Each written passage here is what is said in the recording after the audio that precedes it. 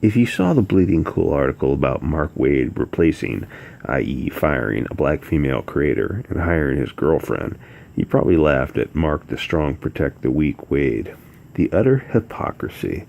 Now, to be fair to Waid, I won't say he's racist or sexist, because I don't know the full story.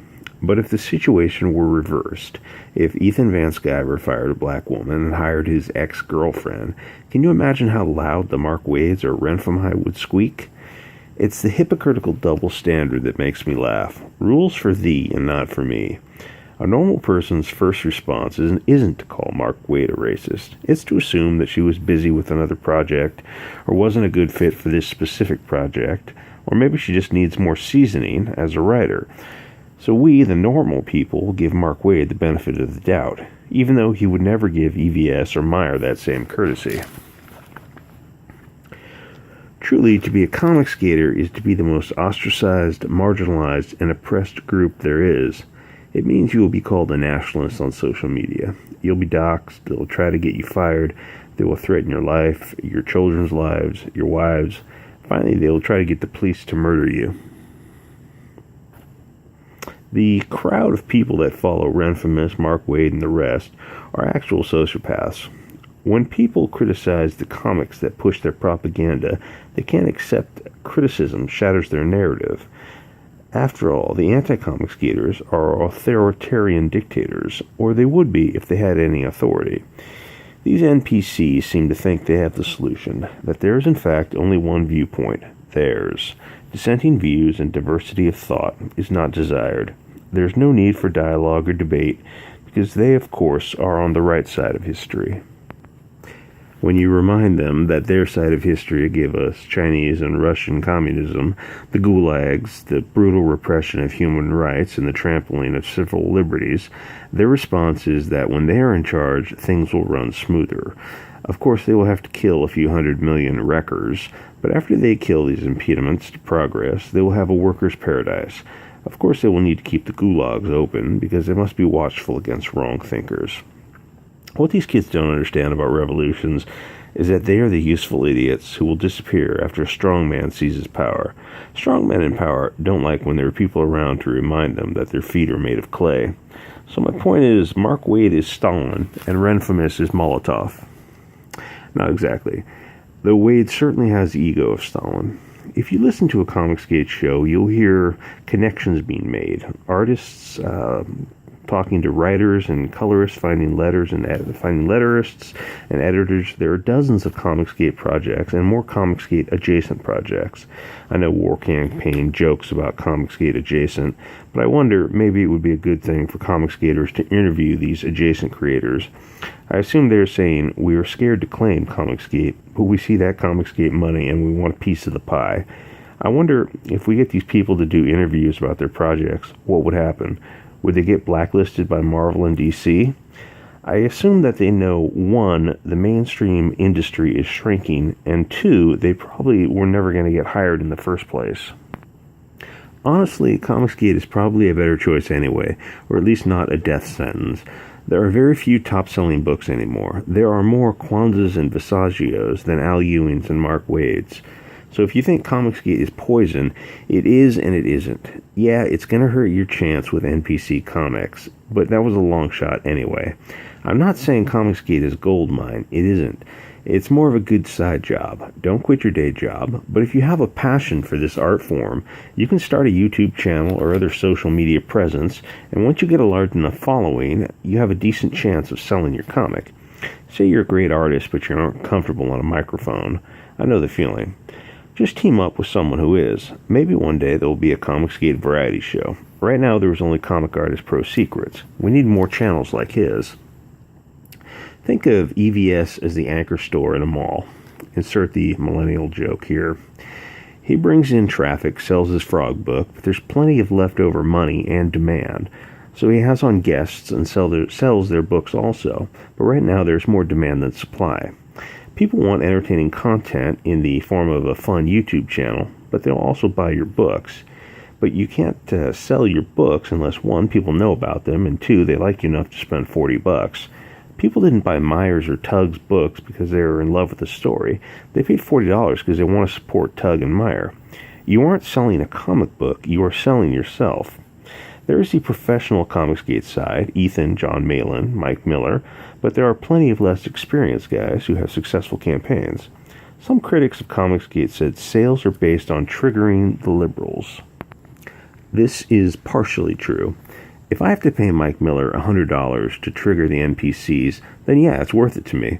Or at least it's enough to push me over the edge and spend the money. We see how bad Meyer was treated and how much we enjoy his content and think, yeah, I'll spend $40, and if I get a book, even if it isn't great, I already got $40 of entertainment from his show. Don't get me wrong, it turns out his books are good, so we will continue to support his future projects. That is the point. You sell the first book on your personality, and you sell the second on the quality of the first. Plus, keep in mind, when you market the second book, your audience is larger. Unless you change your name, then your channel growth drops. Ask Diversity in Comics for details, or Cecil. He's changed his name a few times. As for Comicsgate Adjacent, it's a moot point for me right now, because I don't have enough eyeballs to help you. But I'd like to think I would sit down and talk to anyone, because if I was selling a book, I don't care who my customer voted for. I just want to sell them the best product that I can put in their hands and entertain them in some way, or in some way bring them some joy. But that's just me. If your money is green, then let's talk. I think if a Comicsgate Adjacent is willing to talk, then let's let them. They'll probably get Twitter mobbed anyway. Maybe if they see how crazy the SJWs are, they'll come over to Comicsgate. You don't have to be right of center or MAGA 2020, but you have to support free speech and free enterprise. There are plenty of moderates who aren't SJWs, plenty of people who don't like what the industry has done to Miller, Ethan, Myers, Malin, and the rest.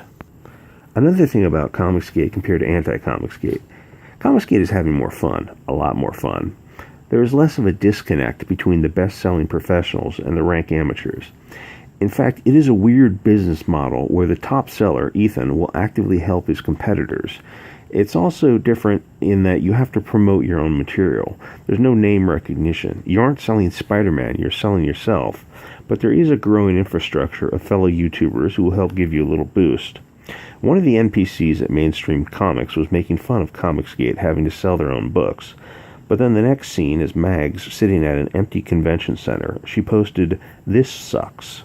Part of the reason the convention center is empty is because of the conduct of mainstream comics, the content of mainstream comics, and the conduct of the mainstream comic creators. The anti-white, anti-male, and anti-straight agenda isn't selling. Get woke, go broke. Last point. In an industry where stores are closing every year and sales are down consistently, what Comicsgate is doing shouldn't be possible. You know what made Comicsgate so profitable? People like Mark Waid. Mark Waid is the fertilizer in which Comicsgate grew.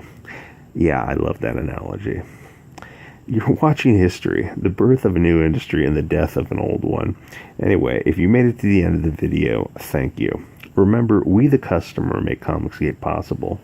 Leave a like and a comment. Before we go, let's take a look at something to cheer us up. IndieCron is the Comicsgate hub, something, lists all their books. Let's take a look what we have. Black and White 2019. Now that I think about it, it's useful to show the title so that people can read it. Like something like this, Hero Book 1, lets you see the title right off the bat. At Mike Family. Well, let's see. The Ferryman, Lone Star, Soul the Soldier, Blood Hunt, graphic novel, Super Harem, Wicked, that's new, Shinobi, Caius, Bread and Salt, Vestige, Hero Blood of Patriots, Jungle Comics. That looks really good. Red Rooster, The Bull, Brand, Detective Dead. You know what? Let's take a look at Detective Dead. I've heard about this guy for a long time. And his name is escaping me. His name is Critias, I think.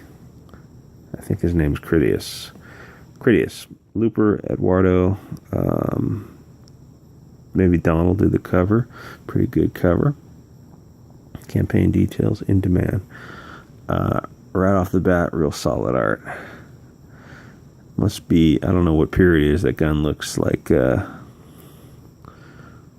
man, that looks old.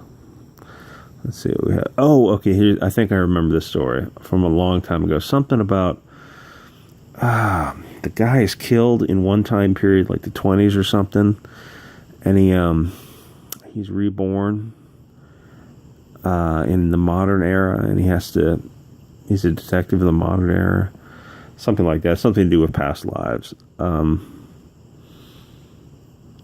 The story sounded really good. The art looks real good. I mean, I like these little kind of, history light pieces.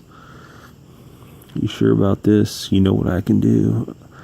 Okay, yeah, so he's in the modern era. You think he's gifted like us? You're about to find out. Ratchet the detective is dead. Make sure he stays that way.